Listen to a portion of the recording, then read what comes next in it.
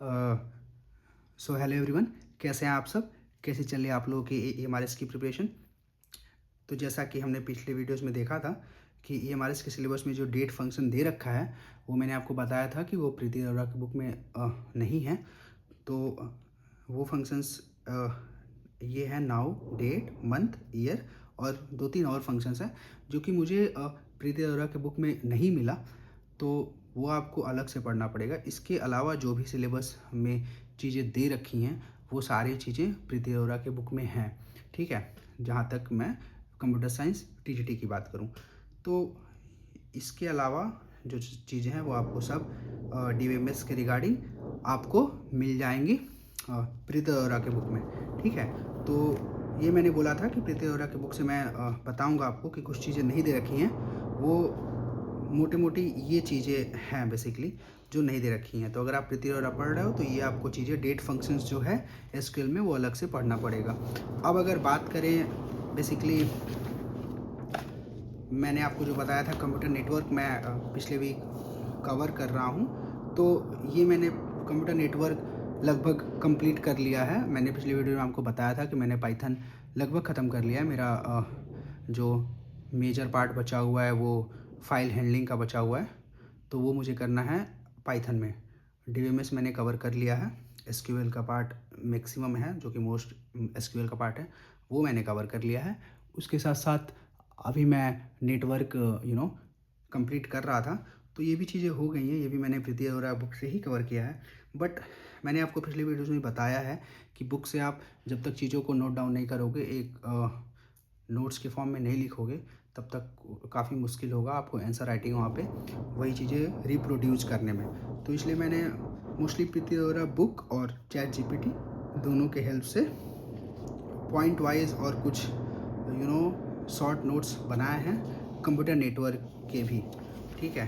तो क्योंकि अगर आप देखोगे तो जो प्रीति अरोड़ा के टॉपिक्स हैं और जो सिलेबस के टॉपिक्स या फिर बोले कीवर्ड्स जो दे रखे हैं ईएमआरएस ने, वो एज इट इज़ मैच कर रहे हैं मोस्टली सारे सब्जेक्ट्स के लिए। मैंने अभी तक जो पाइथन या फिर डीबीएमएस या फिर अभी कंप्यूटर नेटवर्क्स देख रखा है, तो ये एज इट इज़ मैच कर रहे हैं, कुछ टॉपिक्स छोड़ के। जैसे मैंने डीबीएमएस में बताया कि ये टॉपिक्स नहीं दे रखे हैं प्रीति अरोड़ा में, बट उसके अलावा जो भी टॉपिक्स है वो एज इट इज़ मैच कर रहे हैं ईएमआरएस और प्रीति अरोड़ा के बुक से। तो इसलिए मैं प्रीति अरोड़ा बुक को फॉलो कर रहा हूँ। मैंने कुछ ऐसा कोर्स नहीं ले रखा है, पेड कोर्स वगैरह।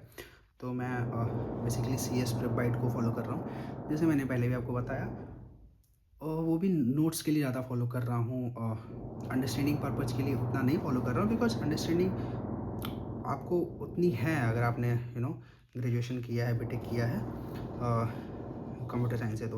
तो ये बेसिकली कुछ चीज़ें हैं। अभी मुझे डिफरेंस बिटवीन सर्किट और पैकेट स्विचिंग लिखना है, लेकिन इसके अलावा जो भी नेटवर्किंग डिवाइसेस हैं, चाहे वो modem, switch, hub, repeater, router, ये चीज़ें हो गई, या फिर इसके साथ साथ टाइप ऑफ नेटवर्क्स हो गए, तो ये मुझे लिखने के बाद मैं इसको अच्छे से रिटेन कर पाऊँगा। नेटवर्क टोपोलॉजी भी है, और बुक से मैंने बुक में भी, अभी मैं दिखाऊंगा, मैंने बुक में भी चीज़ों को हाईलाइट किया है, बट उस तरीके से मैं चीज़ों को रिटेन नहीं कर पाता हूँ। मैं बार बार रीडिंग लगा लूँगा, बट वो मैंने आपको पहले ही बताया कि वो MCQ purpose, MCQ point of view के लिए ज़्यादा बेनिफिशियल है। जब आप आंसर राइटिंग करने के लिए आते हो तो आपके पास एक नोट्स होना चाहिए जो बार बार आप रिवाइज कर सको, तभी आप वहाँ पर जाके उसको रिप्रोड्यूस कर पाओगे। उसके अलावा कोई अल्टरनेटिव इसका नहीं है कि आप बुक रीडिंग करके गए और वहाँ पे आंसर राइटिंग उस तरीके से कर पाओगे। तो इसलिए मैंने लगभग सारी चीज़ें लिख ली हैं, HTTP या फिर IPv4, IPv6, ये सारी चीज़ें। तो अभी नेटवर्क मैंने कंप्लीट कर लिया है। अब मैं बात करूँ तो एक मोटा मोटा आपको बताऊँ तो पाइथन में मेरे जो चीज़ें बाकी हैं वो फाइल हैंडलिंग ही एक ऐसा टॉपिक रह जाता है जो कि मोटा मोटा मेरा एक मेजर पार्ट बचा हुआ है। इसके अलावा तो प्रैक्टिस और कोडिंग क्वेश्चंस या फिर आंसर राइटिंग, वो चीज़ें तो हैं, बट थ्योरी पार्ट मैंने लगभग कवर कर लिया है। इसके बाद अगर डीएमएस देखूँ तो ये हो चुके हैं जो मैंने कवर करना था। कंप्यूटर नेटवर्क की बात करूँ तो ये भी मैंने कर लिया है। नेटवर्किंग डिवाइस या फिर टोपोलॉजीज़ या फिर प्रोटोकॉल्स, वो सारी चीज़ें ही इम्पॉर्टेंट हैं। आप अगर सिलेबस उठा के देखोगे कंप्यूटर नेटवर्क के लिए तो वो मैंने कवर कर लिया है। इसके अलावा अब जो मेजर चीज़ें बची हुई हैं वो एक कंप्यूटर सिक्योरिटी करके है, ठीक है, और एक सोसाइटी कुछ करके है, ठीक है। मतलब दोनों कुछ सिक्योरिटी से रिलेटेड ही टॉपिक्स हैं, तो ये मैं सोच रहा हूँ पहले कवर करने के लिए। इसके बाद एक मेजर जो पार्ट बचेगा वो बचेगा कंप्यूटर आर्किटेक्चर का। उसी आर्किटेक्चर में आपको फंक्शंस ऑफ ऑपरेटिंग सिस्टम भी देखने को मिलेगा, तो ये सारी चीज़ें कंप्यूटर आर्किटेक्चर में बचेंगी। तो ये मैं नेक्स्ट वीक कंप्लीट करने के लिए सोच रहा हूँ। और अभी कंप्यूटर सिक्योरिटी और सोसाइटी मैं कवर करूँगा। सोसाइटी मैंने एक थोड़ा रीड किया है, बट नोट्स उस तरीके से नहीं बनाया। इन दोनों का नोट्स बनाने के बाद मैं कंप्यूटर आर्किटेक्चर पे आऊँगा।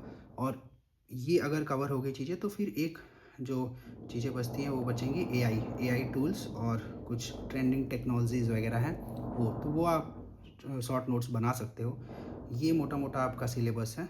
अगर आपने पाइथन, डीबीएमएस, कंप्यूटर नेटवर्क्स और ये दोनों सिक्योरिटी के जो चैप्टर्स हैं वो कंप्यूटर आर्किटेक्चर, ये 6 पार्ट कर लिए तो आपका 90% सिलेबस ख़त्म हो जाएगा यहीं से।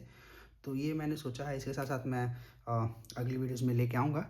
मैंने पाइथन के कुछ प्रोग्राम्स भी प्रैक्टिस कर रखे हैं और मैं डेली या फिर अल्टरनेट डेज़ पे ये भी प्रैक्टिस करने की कोशिश कर रहा हूँ। इसके साथ साथ आंसर राइटिंग भी मैं ट्राई कर रहा हूँ, बिकॉज़ आप आंसर राइटिंग मुझे पाइथन में भी उस तरीके से समझ नहीं आ रहा है कि क्या चीज़ें हैं, स्ट्रिंग्स या फिर उसके फीचर्स या फिर ऑपरेटर्स जो दे रखे हैं, ये सारी चीज़ें, इम्यूटेबिलिटी, ये सब चीज़ें ही इंपॉर्टेंट हैं। जो बिल्ट इन फंक्शंस दे रखे हैं बेसिकली वो इंपॉर्टेंट हैं, अगर आप बात करें स्ट्रिंग्स की, लिस्ट की या फिर टपल्स और डिक्शनरी की।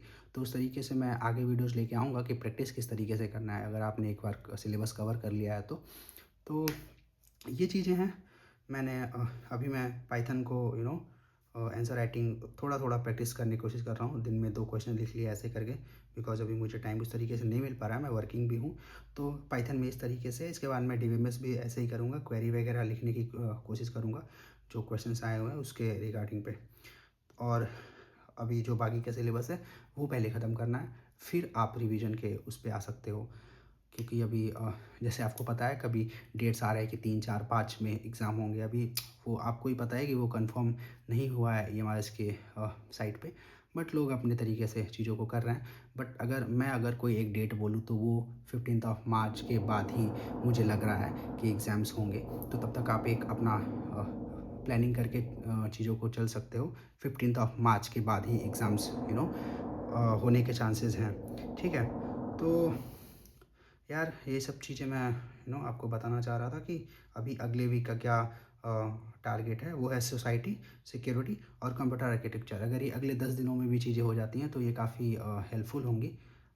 आने वाले बाकी टाइम में प्रैक्टिस करने का आपको मौका मिलेगा चीज़ों को, क्योंकि अभी एमसीक्यूज़ भी मैंने प्रैक्टिस उस तरीके से नहीं करे हैं, तो वो भी करना है। अभी मैं कोडिंग के 2-4 क्वेश्चंस और आंसर राइटिंग यही कर रहा हूँ। वो अब मैं अगले वीडियोज़ में लेके आऊँगा कि मैंने क्या क्या प्रैक्टिस कर रखा है कोडिंग या फिर पाइथन के आंसर राइटिंग पे, ठीक है। तो ठीक है यार, मिलते हैं फिर अगले वीडियोज़ में। आप अपने डाउट्स या फिर जो भी आपको चीज़ें डिस्कस करनी है वो आप कमेंट सेक्शन में पूछ सकते हो। Thank you.